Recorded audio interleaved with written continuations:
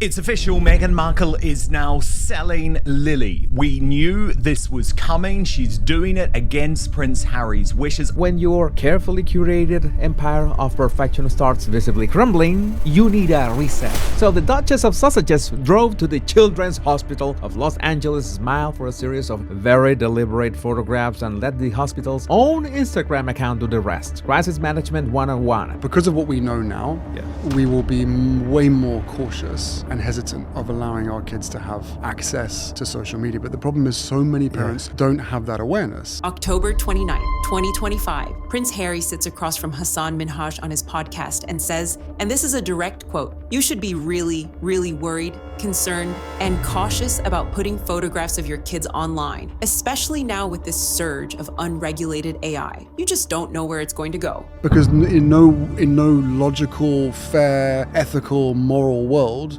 should a parent have to consider that this app that sits on the phone. That's not ambiguous. That's not a slip. That's a man looking into a microphone and telling parents around the world, your children's faces don't belong on the internet. Hold that thought, because what happened over the next 29 days didn't just contradict those words, it dismantled them. On February 11, 2026, Harry stood in a Los Angeles courtroom, visibly emotional, beside 50 bereaved parents whose children had died because of social media. He told them, none of you should be here. He described how Meta and Google, in his words, were devaluing your children's lives. This wasn't PR. The man was near tears. 3 days later, Meghan posted a Valentine's Day photo on Instagram showing Harry holding Lilibet. Face clearly visible. First time, no filter, no blur. Shared with the entire planet. This is all part of Meghan's sinister plan to commercialize her children, to pimp them out for financial gain, and I'm not being sucked in by it at all. And before anyone says,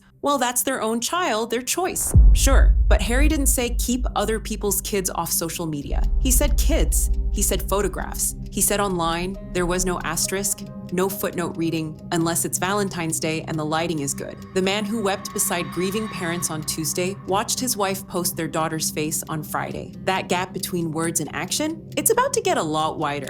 She knew what she was doing. She included their faces, Angela, because do you know what she's now going to say to her hapless husband? Oh, H, they're already out there. They're already out there, H. So of course I've got to use them to sell my clothes, to sell my wine, to sell my makeup, to sell whatever else comes next. March 12th, 2026, Children's Hospital, Los Angeles. Meghan walks in, solo, no Harry, wearing a black face mask, white shirt, beige cardigan. She sits down in something called the Creative Oasis and paints watercolor roses with sick children. She colors Hello Kitty pictures. She visits patients confined to their rooms who can't leave their beds. And then CHLA's official Instagram account posts the photos. Children's faces, visible on social media, tagged, caption, promoted as part of their Make March Matter campaign, an annual fundraiser that's raised over $15 million since 2016. Meghan is partially sitting on a child's hospital bed and her face lands almost exactly in the center of the frame, with the child, an actual patient in an actual hospital room, arranged around her, like a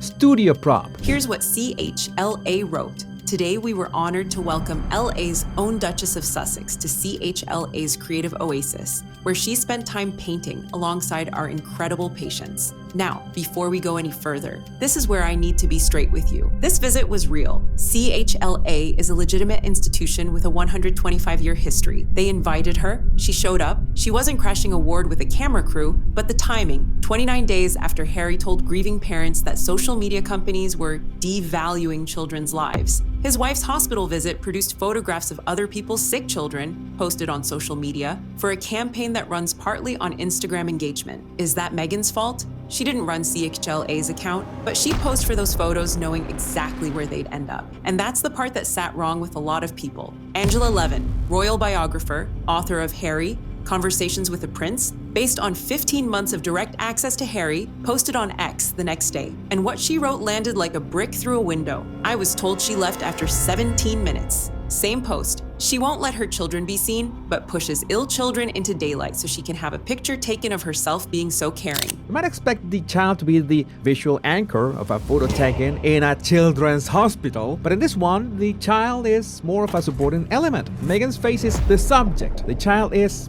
the context. Now, I need to be honest about the sourcing here. Levin said, I was told. She didn't name who told her. She wasn't in the building. No independent outlet has confirmed that 17-minute number. And IB Times UK actually described the visit as several hours. So here's where this gets complicated. The duration, unverified. The accusation of a 17-minute flyby, that's Levin's claim from an unnamed source. And I'm presenting it as exactly that, her claim. But strip the 17 minutes away completely. Forget the number. The question that nobody needed Angela Levin to ask was already sitting in plain sight. How does a family that refuses to show its own children's faces, who sued publications, blocked photographers, and lectured the world about digital privacy, end up producing photo ops with other people's sick children on Instagram? You don't need a stopwatch to see that contradiction. You just need a calendar. October 29th, February 11th, February 14th, March 12th. 4 dates. One pattern. And the pattern doesn't need Levin's 17 minutes to be devastating. This wasn't the first time. And that's what turns a single incident into a story.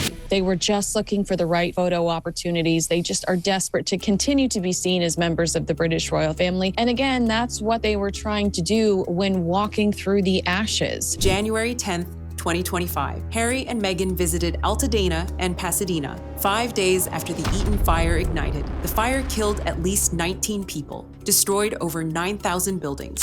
They drove almost 200 miles to be seen. Kevin, I mean, that's absolutely ludicrous. And what do they bring to the table other than a distraction? They served food at the Pasadena Convention Center alongside World Central Kitchen, wore N95 masks, stayed relatively anonymous for the first few hours. You two don't go anywhere without a whole entourage because you're paranoid about your security, but you'd go into such a delicate place where there already is grief and chaos. Then the cameras arrived. And so did the criticism. Actress Justine Bateman, and she wasn't polite about it, posted on X, Meghan Markle and Harry are no better than ambulance chasers. What a repulsive photo op. They don't live here. They are tourists. Disaster tourists. Disaster opportunists, which is exactly right. Disaster tourists. You're in America now, and we don't give a shit about you. You're not our prince. You'll never be king. We hate your wife. Stay at home in your $29 million mansion, all right?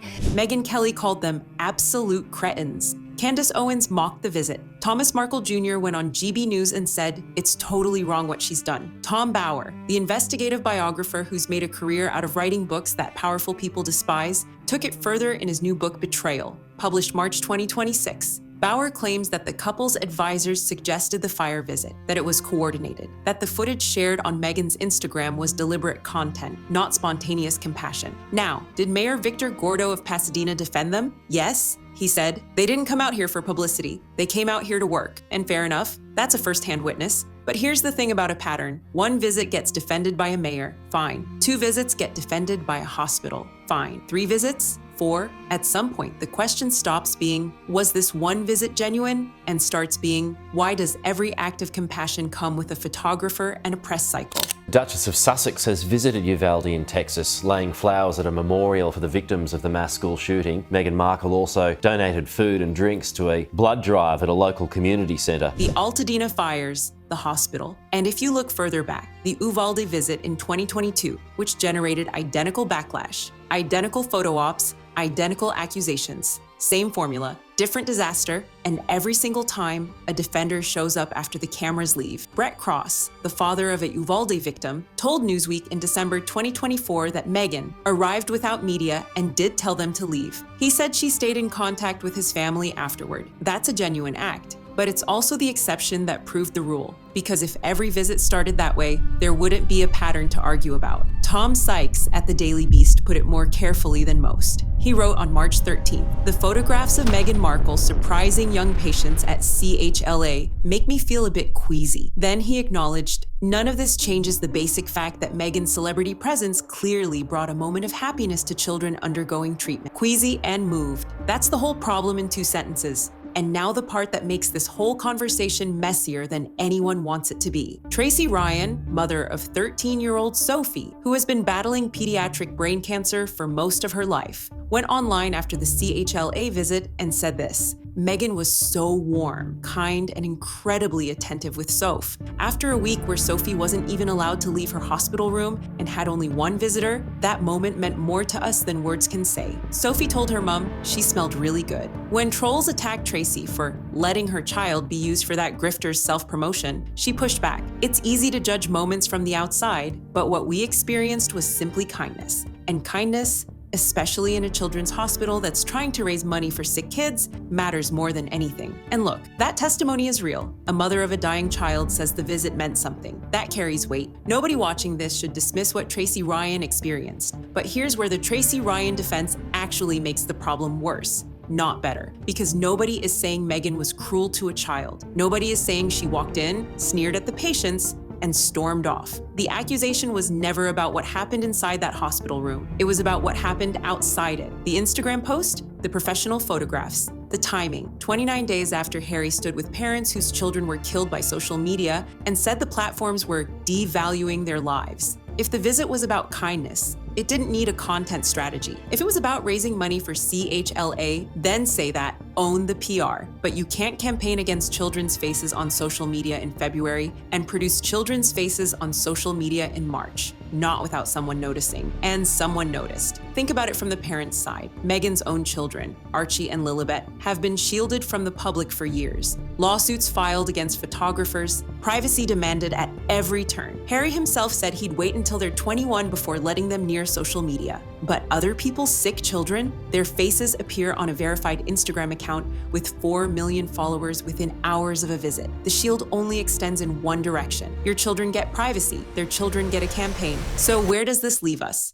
Not with a verdict on whether Meghan Markle cares about sick children. That's too easy. And honestly, it's the wrong question. The right question is the one that connects October to March. Harry's podcast, Harry's speech, Meghan's Valentine's Day post, Meghan's hospital visit, 4 data points in 5 months, each one individually defensible. Together, they form something harder to explain away. Emily Andrews, royal editor at Woman & Home, wrote it cleanly on March 8th. Make no mistake, Archie and Lily are part of Meghan's perfect family brand. Their baking, crafting, and even just their faces being used on platforms to sell her as ever products. And royal commentator Ingrid Seward added, "It is somewhat baffling that Harry allowed it to happen. He has made a point of describing how much he hated the cameras. There's a phrase people keep using about the Sussexes, rules for thee, but not for me. And it used to sound like a cheap shot. But when a man who lectures the world about children's digital safety watches his wife post their daughter's face 3 days later, and then participates in a system that puts other people's sick children on Instagram a month after that,